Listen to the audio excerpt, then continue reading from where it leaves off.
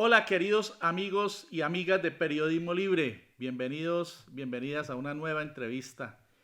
Hoy tenemos a Gildardo Silva Molina, con quien dialogamos hace algunos días cuando hablamos con él acerca de sus propuestas para los comicios del pasado 13 de marzo.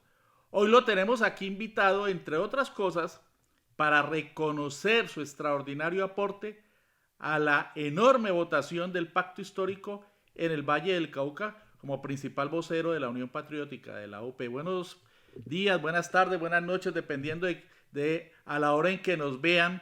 Gildardo, bienvenido a Periodismo Libre. Luis Alfonso, buenas tardes, buenos días o buenas noches, como tú lo has dicho. Gracias por invitarme nuevamente a este espacio de Periodismo Libre para hablar sobre todo lo que tú consideres pertinente después de transcurrido el proceso eleccionario del pasado 13 de marzo.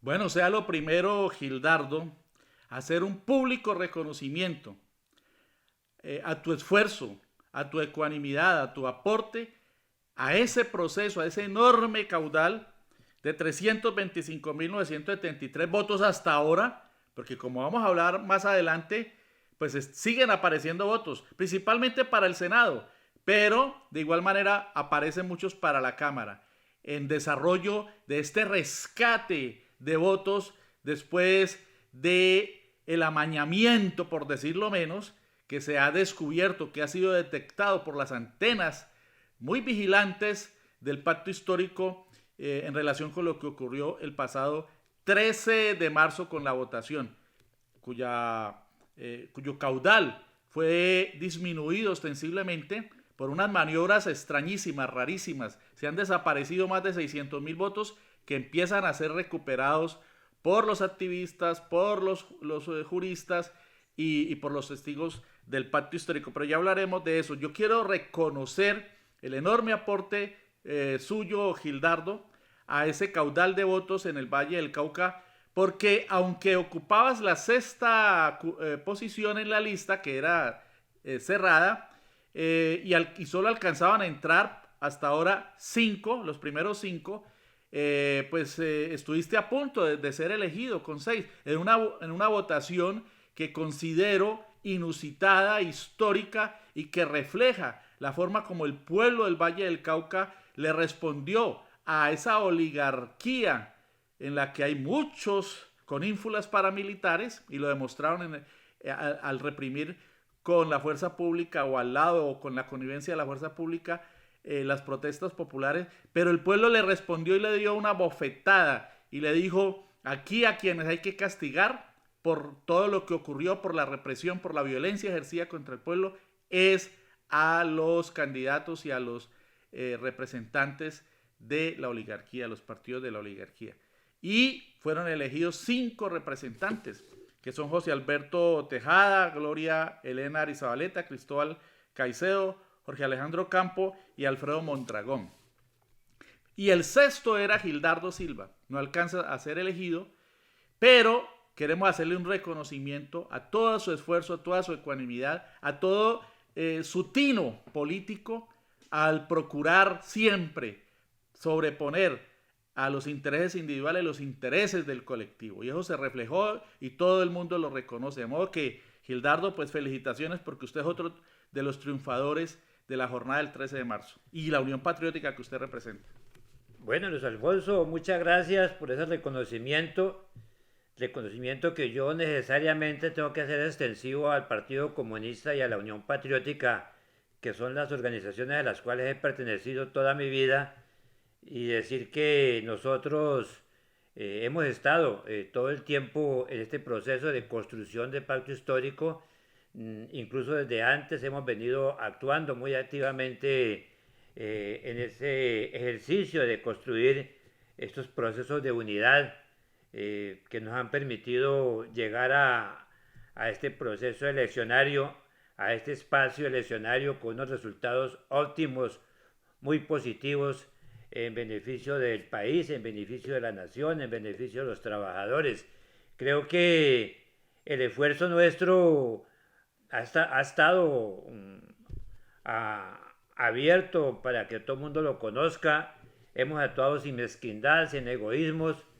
Asumimos esta campaña al mismo nivel que lo asumieron quienes estaban al frente de la lista de composición de la lista de Cámara. Recorrimos el departamento al lado de Tejada, recorrimos el departamento al lado de Gloria, al lado de los que están encabezando la lista. Estuvimos de comuna en comuna, estuvimos en veredas, estuvimos en corregimientos, nos pusimos la camiseta del pacto histórico y podemos decir con satisfacción y con orgullo que no hemos sido inferiores a los resultados que se han dado.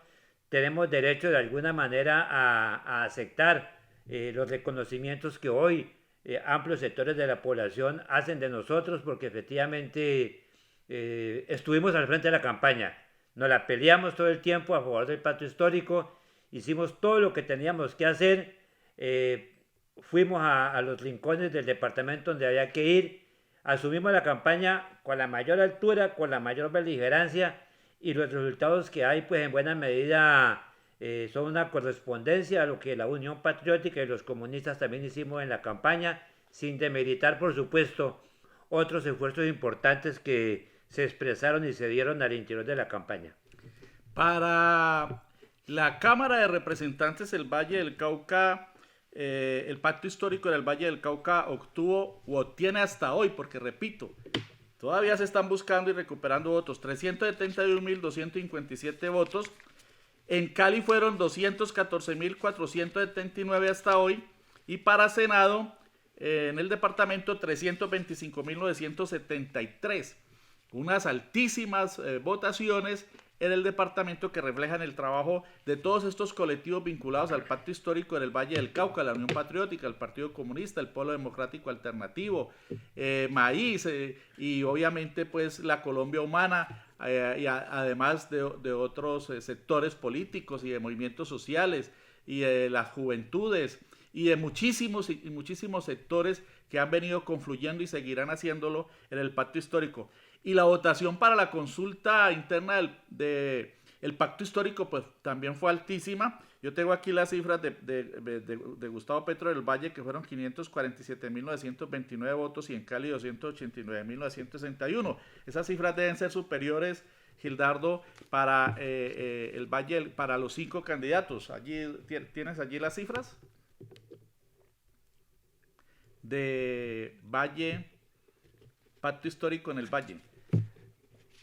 A ver, te cuento que las cifras en lo que tiene que ver con el tema de la consulta, son del siguiente orden. El pacto histórico en el Valle del Cauca obtiene 690.000 votos para consulta, globalizados, totalizados. En tanto que los resultados del Centro Esperanza son del orden de 173.990. Esto quiere decir que el pacto histórico... 500.000 votos de diferencia. El pacto histórico cuadruplica la votación del Centro Esperanza y duplica la votación de la derecha liderada por Fico. La consulta de Equipo Colombia es del orden de los 313.953 votos. Cuadriplica.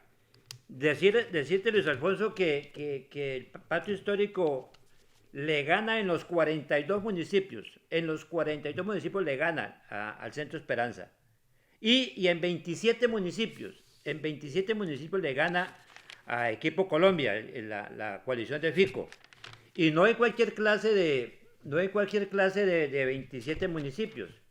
Es en los 27 municipios más importantes del departamento. Son los municipios pujantes económicamente. Son los municipios donde hay desarrollo económico. Son municipios que hacen posible la vida económica del departamento.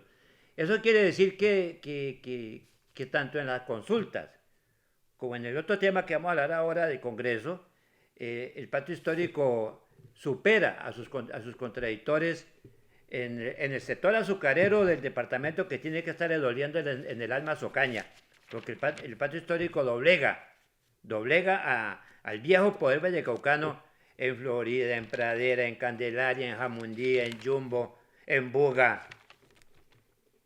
O tiene importantes resultados en Jumbo, muy importantes en Jumbo, y en Tuluá, vamos de tú a tú en Cartago. Yo tengo una gran alegría por lo que significó Cartago. En Cartago nosotros perdemos con la coalición del equipo Colombia por 100 o 150 votos. Es decir, logramos equilibrar las fuerzas en el norte del valle. Creo que son resultados muy importantes para el pacto histórico. Y sobre todo porque hemos ganado donde están los trabajadores. Uh-huh. Eso refleja el descontento popular, la actitud de los trabajadores en el Valle del Cauca que le apostaron al cambio. Y si usted miramos los resultados de municipio por municipio, encontramos que los municipios donde hay una presencia de núcleos laborales, ahí hemos ganado ampliamente. Y la votación del pacto histórico más destacada se presentó, pues en primer lugar en Cali, pero también en Palmira, en Jamundí, en Florida, en El Cerrito, en Buga y en Calima Darién. Sin querer decir que en los otros municipios no fue importante, fue muy importante también, y se empieza a horadar esa hegemonía liberal conservadora, pero sobre todo la hegemonía del llamado partido de la U, que en varios de los municipios fue derrotado por la campaña del pacto histórico. Y a nivel nacional la consulta del pacto histórico obtuvo, repito, sin sumarle los votos que se están recuperando, que hasta el momento se calculan en alrededor de 600,000, el pacto histórico a nivel nacional obtuvo 5.573.894, es decir, casi 5.600.000. La consulta del centro, que fue la más disminuida, realmente la participación de los llamados tibios del centro de Esperanza fue muy pobre, 2.158.575 votos, es decir, menos de la mitad de la del pacto histórico. Y la consulta de la derecha pues obtuvo menos de 4 millones, 3.987.120 votos, de modo que la actuación del pacto histórico a nivel nacional en la consulta fue extraordinaria. Ya sabemos que Francia Márquez pues obtuvo una votación muy elevada de 783.260 votos, y que en general pues todos estos votos del pacto, de la consulta del pacto histórico, son lo que hemos denominado el primer escalón, el paso inicial para la búsqueda de la presidencia de la República el 29 de mayo de este año. Gildardo, ¿cómo se logran estos resultados tan importantes en el Valle del Cauca, y cuáles son las expectativas ahora en esta lucha contra el megafraude y en la recuperación de más votos sobre todo para el Senado, pero también para la Cámara de Representantes y eventualmente para la consulta interna? A ver, Luis Alfonso, yo creo que estos resultados tienen una génesis. Yo creo que los vallecaucanos, de manera particular, el 13 de marzo, le dieron continuidad a unos procesos que se han expresado en el 2020 y del 2021. A mí me parece que el pueblo vallecaucano se expresó en el 2020 a través de la protesta social, en el paro de noviembre del 2021, le dio continuidad a esa protesta. 2019, ¿no? 2019, perdón, y luego en el 2020 le da continuidad, 2021, perdón, le da continuidad a esta protesta social a partir de la jornada de abril y los meses que sucedieron. Ese levantamiento social y popular, ese descontento social por la inequidad, por la injusticia, por la arbitrariedad, por la exclusión, la gente volvió y se expresó ahora. Y el pueblo colombiano, el pueblo vallecaucano en estas elecciones le está cobrando al viejo poder vallecaucano, a las viejas estructuras de poder, le está cobrando esa exclusión social, ese abandono, esa marginalidad en que nos han mantenido sometidos durante décadas. Creo que por otros medios, en esta ocasión, a través de las elecciones, los vallecaucanos se han expresado y se han hecho sentir. Hemos asistido de alguna manera, diciéndolo de manera eufemística, hemos asistido a un estallido electoral, que nosotros lo calificamos así porque no de otra manera nos podemos explicar cómo el pueblo, de manera masiva en el Valle del Cauca, responde a una convocatoria del pacto histórico. que no es suficiente porque la abstención es alta, es decir, no le hemos quebrado el pescuezo a la abstención. La abstención sigue siendo del mismo 50%, abstención histórica, pero la gente que participa en la vida social, en la vida política del departamento, se ha expresado, se ha hecho sentir y estos resultados son el reflejo de eso, de la expresión y el descontento popular. Además de ese descontento popular que se ha expresado electoralmente, y la gente ha salido a abrazar la propuesta del pacto histórico, pues por supuesto que ha habido otros ejercicios. Para todos es conocido que el equipo de trabajo del pacto histórico nos desplazamos por todo el departamento. Prácticamente no hubo municipio que no visitáramos. Yo creo que hay que reconocer de que hubo diversos equipos del pacto histórico nos movilizamos, unos para unos municipios, otros para otros, pero visitamos prácticamente los 42 municipios. Y en buena parte de los municipios concentramos todo el trabajo. Nosotros tuvimos una estrategia de campaña que fue concentrar los mayores esfuerzos en aquellos municipios donde ya hayamos demostrado resultados positivos en el 2018. Nos dirigimos a concentrar nuestros esfuerzos a unos 13 a 15 municipios donde el pacto histórico, a través de las elecciones de 2018, la Colombia Humana y la Unión Patriótica y otras fuerzas que nos habíamos colocado bajo la sombrilla de la Colombia Humana, hayamos obtenido resultados muy importantes. En esos municipios centralizamos nuestro trabajo sin abandonar los otros. Y eso, por supuesto, dio sus resultados. Yo creo que hay que abonarle a los estrategas de la campaña haber acertado en este direccionamiento. Hemos obtenido resultados importantes. Primero, porque el pueblo se ha expresado. El pueblo ha hecho sentir su voz de descontento y de protesta y le ha sumado votos al pacto histórico. Y segundo, porque la estrategia funcionó. Yo creo que, la lista cerrada. La lista cerrada funcionó, pero además de la lista cerrada, la estrategia de decir hacia dónde teníamos que dirigir el trabajo de la campaña. Creo que eso dio sus resultados. Y la lista cerrada, por supuesto, facilitó mucho el trabajo de los electores, independientemente de que Gildardo Silva sea o no sea congresista. Nosotros tenemos que admitir y reconocer de que la estrategia de campaña dio sus frutos y eso hace posible que hayamos obtenido tan importantes resultados que son un enorme compromiso para los vallecaucanos. Creo que hoy el pacto histórico adquiere un compromiso enorme con sus electores frente al cumplimiento de la agenda programática del pacto histórico en la región. Exactamente, esos 5 representantes tienen una enorme responsabilidad porque de su gestión al frente de las luchas populares reflejadas en el trámite legislativo, pues va a depender también de que esto que se ha logrado tan importante se mantenga. Y hay que reconocer igualmente que lo que se ha alcanzado en el Valle del Cauca, pues es una especie de acumulado de las luchas sociales y políticas de la región. El Valle del Cauca siempre ha estado a la vanguardia de las luchas sociales y políticas históricamente. No es sino recordar, grosso modo, por ejemplo, las luchas de los estudiantes en 1971, en el paro cívico del 77, en el paro de 2013, en las grandes movilizaciones de 2019, de 2020, en el gran paro nacional de 2021.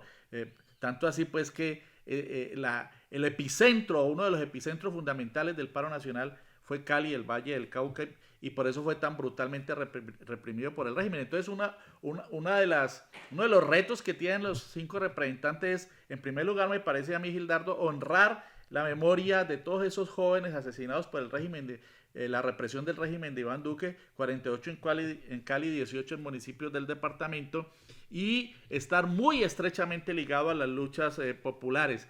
Y hay que reconocer también que en todos estos resultados, pues hubo una participación muy importante de todos los sectores, ¿no?, políticos incluidos en el pacto, incluido ADA de Roy Barreras también. Todos esos elementos hay que tenerlos en cuenta. Bien, pasando a la Cámara y el Senado, a nivel nacional, el pacto hasta el 13 de marzo se le reconocían 2.302.847 votos. Esos 2.300.000 votos van a llegar casi a 3 millones de votos, de acuerdo con las últimas cifras, por todo lo que se ha recuperado después de lo que se ha denominado los votos escondidos, extrañamente desaparecidos. Y en Cámara de Representantes, pues la votación del pacto histórico fue también, sumadas todas las cámaras a nivel departamental, de la votación fue de 2.549.276 del pacto, la más alta de todos los partidos políticos. No quiere decir que sea el que más cámaras obtiene, porque por el sistema electoral antidemocrático y anacrónico nuestro, pues eso no significa que obtenga la mayor cantidad de votos, porque de curules, porque la mayor cantidad de curules las alcanza el Partido Liberal. Pero sí alcanza 25 por las listas cerradas del pacto histórico, más 2 de listas abiertas, ahí van 27, más 2 de coaliciones, ahí van 29, más otras de aliados como la Cámara obtenida por Fuerza Ciudadana en el Magdalena. Entonces estaríamos hablando fácilmente de 32 cámaras a nivel nacional. ¿Cómo ves el proceso de recuperación de los votos y cómo ve Gildardo Silva este fenómeno que muchos hemos denominado pues como un acto de flagrante atentado contra el derecho al sufragio y la transparencia, y muchos lo han calificado como un megafraude? ¿Cómo ve este fenómeno, Gildardo? Someramente, para que pasemos a lo que viene en la campaña presidencial. Pues digamos, Luis Alfonso, que el tema del fraude ha sido la latente en toda la historia de las elecciones de nuestro país. Lastimosamente Colombia tiene un régimen electoral obsoleto, absolutamente obsoleto, un sistema electoral manejado por los partidos de gobierno que hace que sean jueces y parte de los procesos.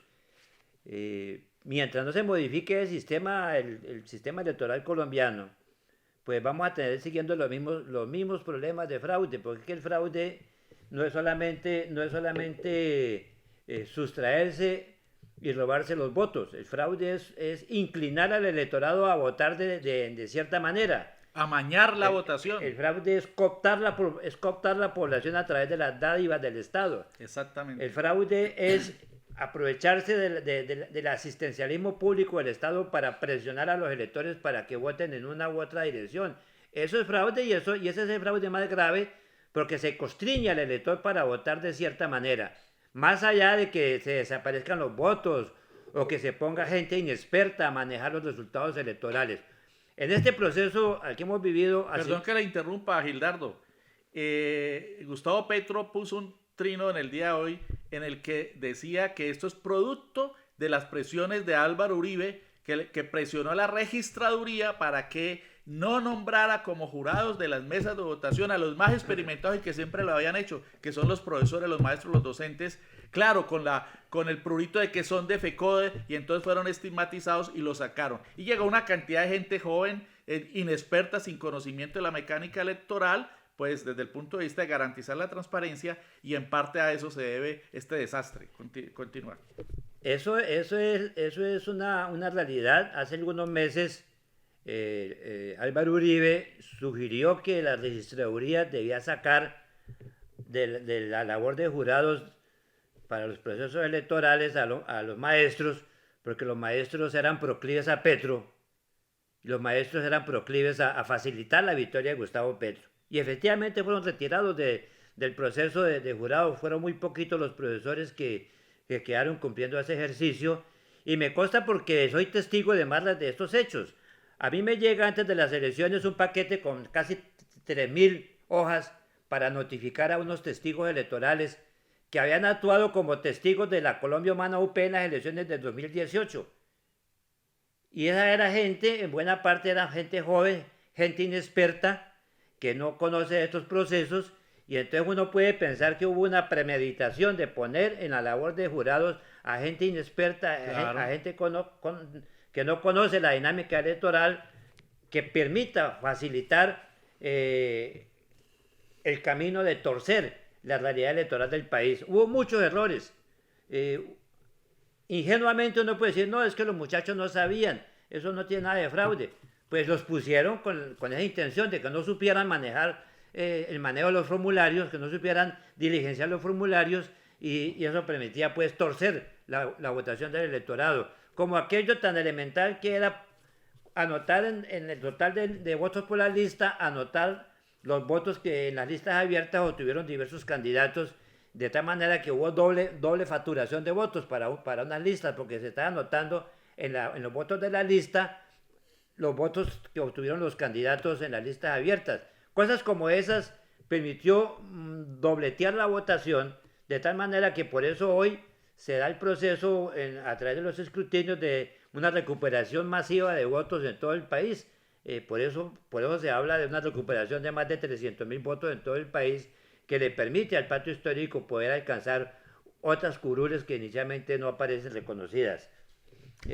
Sí, ayer se hablaba, Gildardo, de que la recuperación estaría alcanzando los 600.000 votos, y seguramente este viernes, cuando se ha dado continuidad a los escrutinios, pues aumentarán los votos recuperados por el pacto histórico, y se espera también que los votos de Fuerza Ciudadana, que con casi 450.000 votos no alcanza el umbral, que es de casi 500.000 votos, y por efectos de este sistema antidemocrático, pues entre otros el doctor Gilberto Tobón, tan combativo y tan sólido conceptualmente, se quedaría por fuera, con semejante cantidad de votos, porque saca más de 173.000 en la lista de voto preferente. De modo que se está en esa pelea frente a un sistema antidemocrático, y esto ha servido para alertar, como lo ha hecho Gustavo Petro, para alertar sobre lo que se avecina si no seguimos vigilantes y ejerciendo control en las elecciones del 29 de mayo. Petro decía que cómo era posible que todos los jurados en una mesa, que siempre son más de 5, todos se pongan de acuerdo para que miles y miles, más de 29.000 mesas, todos saquen de circulación los votos del pacto histórico. Eso no es tan fácil, eso no es como dice el registrador, que a esta hora debería haber ya renunciado, que es que hay imprecisiones y que realmente los resultados se dan después del escrutinio. Si no se hubiera lanzado esta alerta tan a tiempo, detectada por las antenas del pacto histórico, no se estarían descubriendo estos votos, y que además el descubrimiento y recuperación que va a beneficiar a otros votos. De modo que eso es lo que ha ocurrido. ¿Qué opina Gildardo de esta guerra sucia que se ha desatado, sobre todo esta manera tan infame como se tergiversan las ideas de Gustavo Petro, y ahora las derechas y muchos del centro tratan de situarle, de acomodarle a como dé lugar la palabra expropiación, que se ha vuelto el coco? Ya en este debate no son otras cosas que ya no les dan resultados, ¿no? Como el castrochavismo, que eso es un invento infame de la oligarquía colombiana, etcétera, etcétera, y no que ahora a todo le tratan de meter la palabra expropiación, incluida lo de las pensiones, que es tan sensible y que Gustavo Petro en ningún momento ha planteado jamás expropiarlo. ¿Cómo analiza Gildardo esa guerra sucia?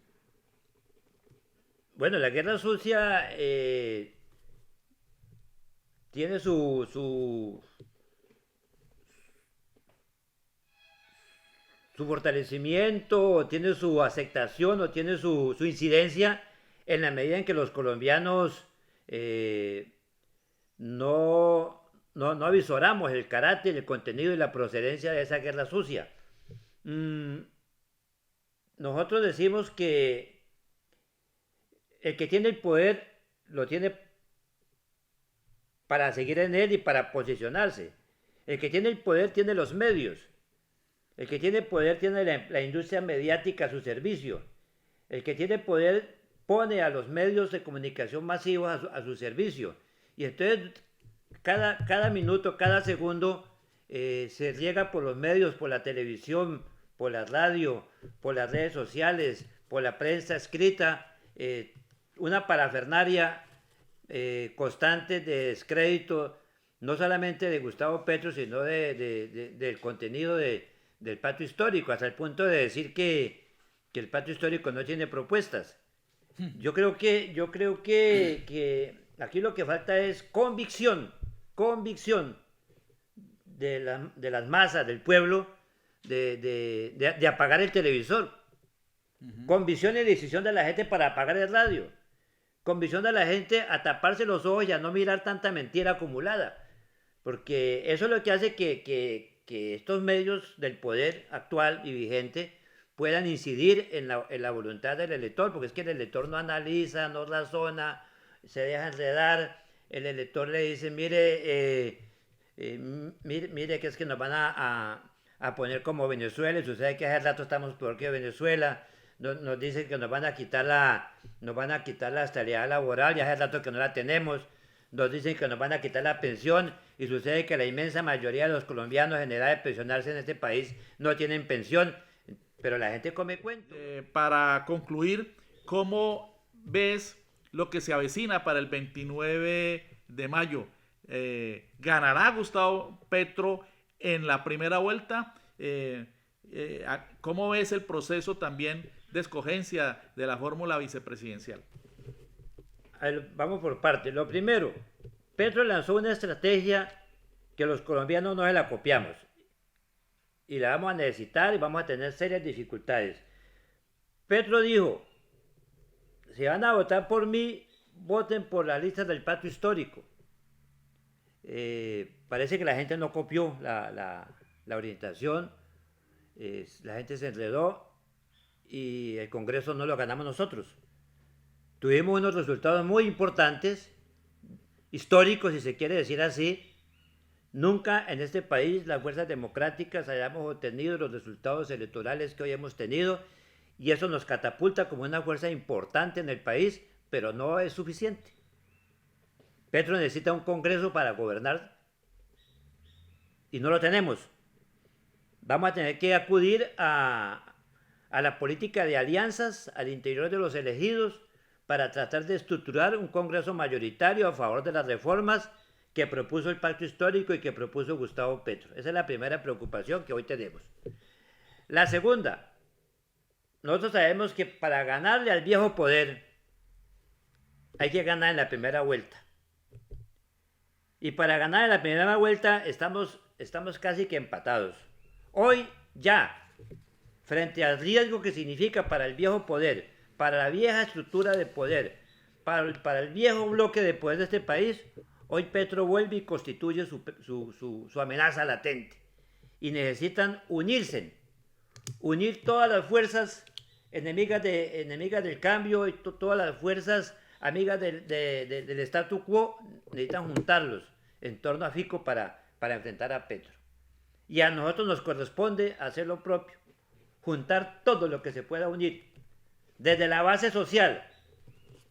Nos toca que, no sé cómo lo vamos a hacer para convencer a los abstencionistas de la patria a que es el momento de cambiar, y ese cambio es posible si el sector abstencionista de la población se toca el corazón y se convence de que hay que salir a acompañar al pacto histórico y a Gustavo Petro en esta campaña por la disputa de la presidencia del 29 de mayo. Esa es la primera estrategia, buscar las alianzas necesarias y convocar a los abstencionistas de la patria a que apoyen este proceso renovador y de cambio. Pero además necesitamos armarnos, los que hacemos parte del pacto histórico, armarnos de flexibilidad, de mucha comprensión, de mucha fraternidad, de mucha convicción de que este país, para cambiarlo, estamos en el momento preciso para hacerlo si ganamos las elecciones, y para ganarlas necesitamos construir esas alianzas donde tenemos los votos posibles para ganar. Hay que ir por esos aliados, sin desmontar la apuesta programática del pacto histórico, porque no tiene sentido ganar por ganar, hay que ganar para cambiar. Y creo que es necesario darle la libertad necesaria al compañero Gustavo Petro para que se dirija a canalizar los apoyos que el pacto histórico necesita para ganar en el 2022 la presidencia. ¿Y en relación con la candidatura vicepresidencial? Creo que lo que he dicho está en armonía con el tema de la vicepresidencia. Necesitamos una vicepresidencia que traiga nuevos votos al proceso. Nos parece muy importante, demasiadamente importante, el ejercicio que ha hecho la compañera Francia Márquez. Creo que el martes va a haber una reunión de los partidos del Patio Histórico en Bogotá para tratar de avanzar sobre ese escenario de buscar la mejor vicepresidencia que le sirva al Patio Histórico, llegar a nuevos votantes que fortalezcan el poder ganador. Los votos de Francia, a mi juicio, ya están en el Patio Histórico, ya hacen parte del acumulado ganador. Necesitamos es una fórmula vicepresidencial a juicio de los comunistas, porque no es la opinión personal de Gildardo Silva, es la opinión de los sectores que hacemos parte del Patio Histórico, de que necesitamos nuevas fuerzas que alimenten el caudal electoral del Patio Histórico que nos permita ganar en mayo del 2029. Y esas fuerzas estarían más allá, pues, esas fuerzas de Francia, entonces. Están más allá de Francia, por supuesto. Nosotros hemos dicho, el Pacto Histórico es una alianza de la izquierda y la socialdemocracia. El Pacto Histórico es una alianza de centro-izquierda.